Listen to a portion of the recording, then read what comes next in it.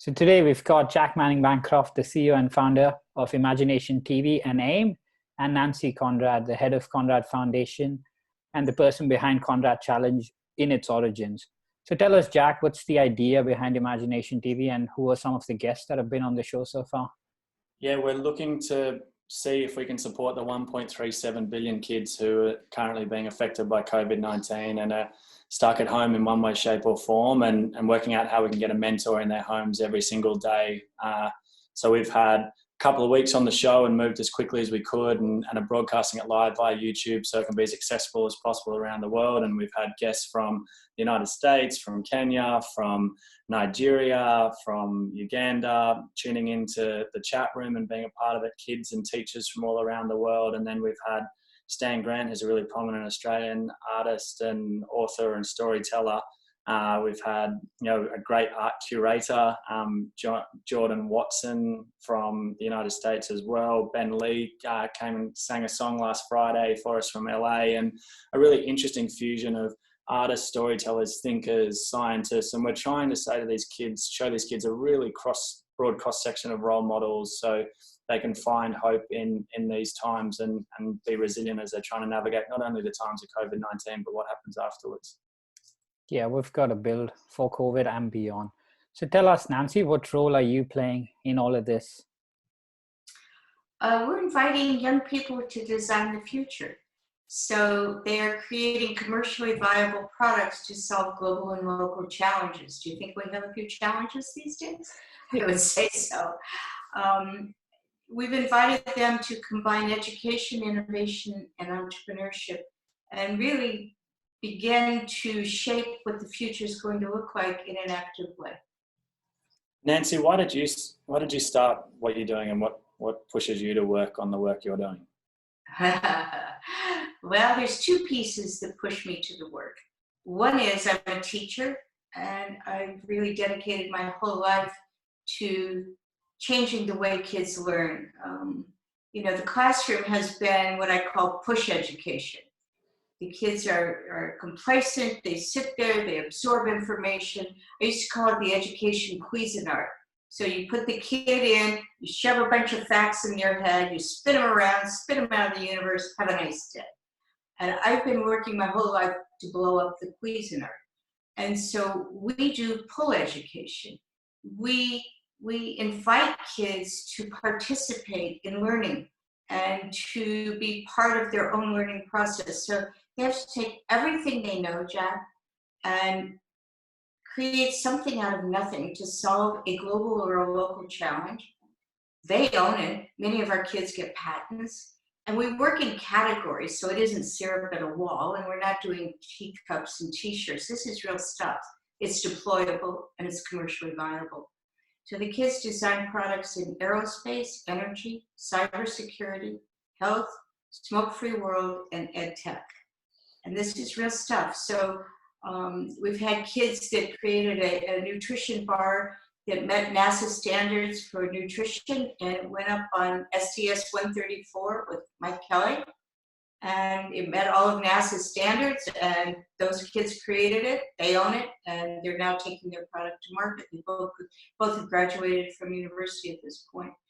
We've got water purification systems that are in a birthing clinic in Nigeria, where babies used to come out of the womb washed in dirty water. Now they're washed in clean water because of these kids. It's all over the place. So we don't have a box. Fundamentally, we've been taught to think there's in-the-box thinking and there's out-of-the-box thinking. We don't have a box. So we created the No-Box Toolbox. And it's an organic framework that helps teachers and students understand the process of innovation and entrepreneurship. And it's an interactive platform with a service module and a head of education and all the tools and resources you would need to understand how to make a product that really can be put into the marketplace. It's amazing the journey of trying to work out what works for kids. And when you talk about pull education, the other part, I absolutely think it's a dance with kids, that when you're there and you're educating, it's like, okay, well, how do you build curiosity? How do you build a want and a desire? Because you can a lot of the time I've found people working with marginalised kids and wanting to change the world and change these kids' lives will go in with a very significant victimhood mentality that I'm here to save you. Wrong. Absolutely wrong. Yeah, and part of what we've found over the 16 years of doing this work, and my family's Aboriginal through my mum's side, so that was what drove me to start the program in Australia, originally working for our Indigenous kids in Australia.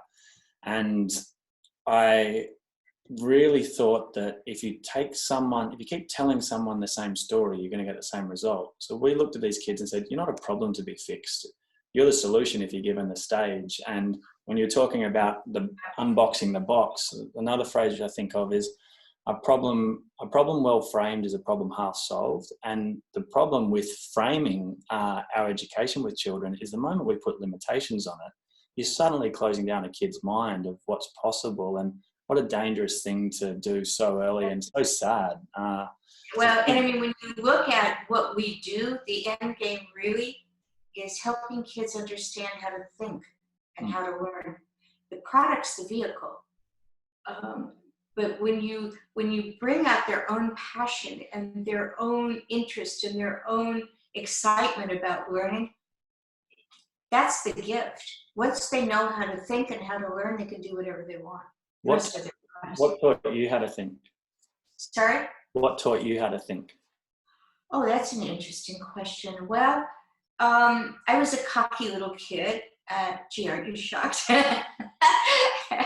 And me too. That makes two of us. That makes two of us. So I knew I was smart, and I ended up at a prep school in Connecticut. I grew up in Colorado, and as far away as my mother could find to send me without falling off of the United States was Connecticut.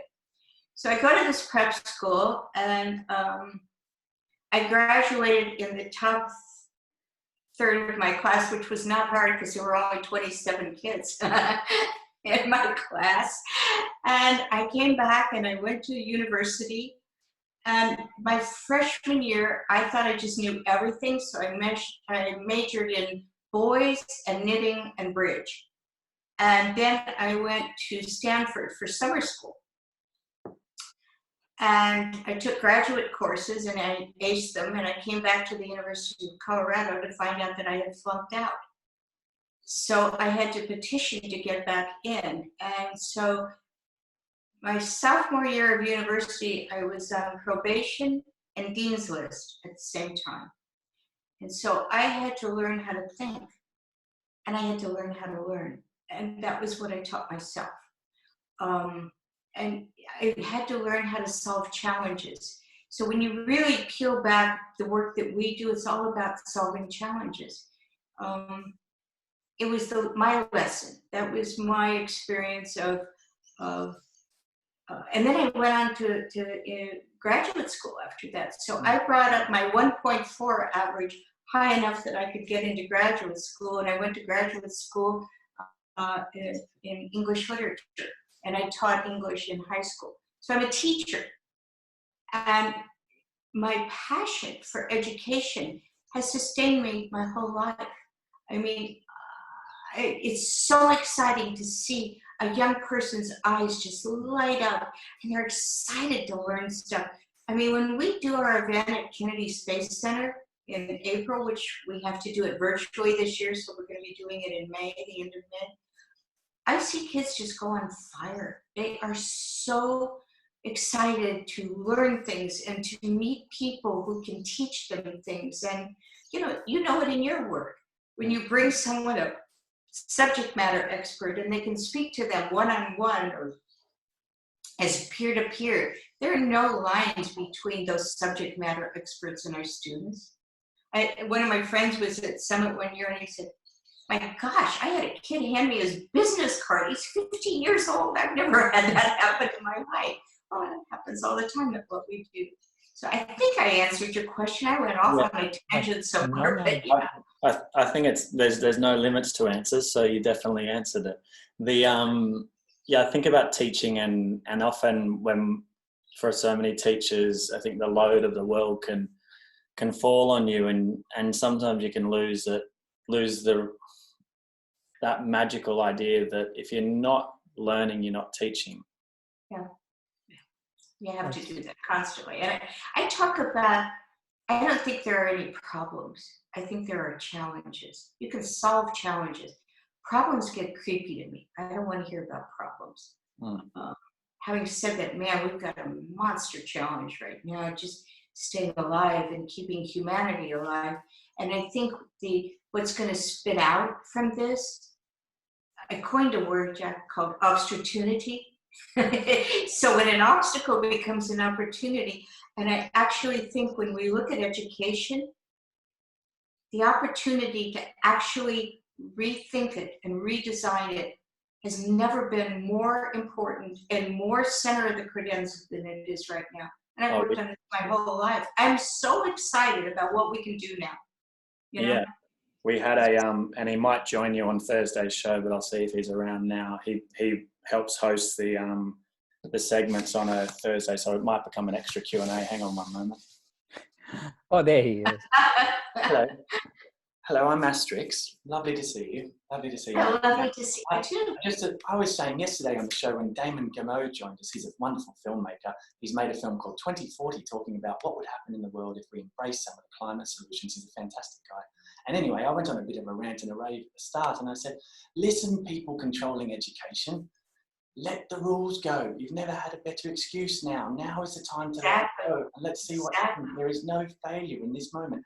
Anyway, Nancy, I've loved listening, and I've got to go get my beauty sleep. I'll let you keep talking to Jack and Parul. Thanks, Asterix, for your guest appearance. I love that.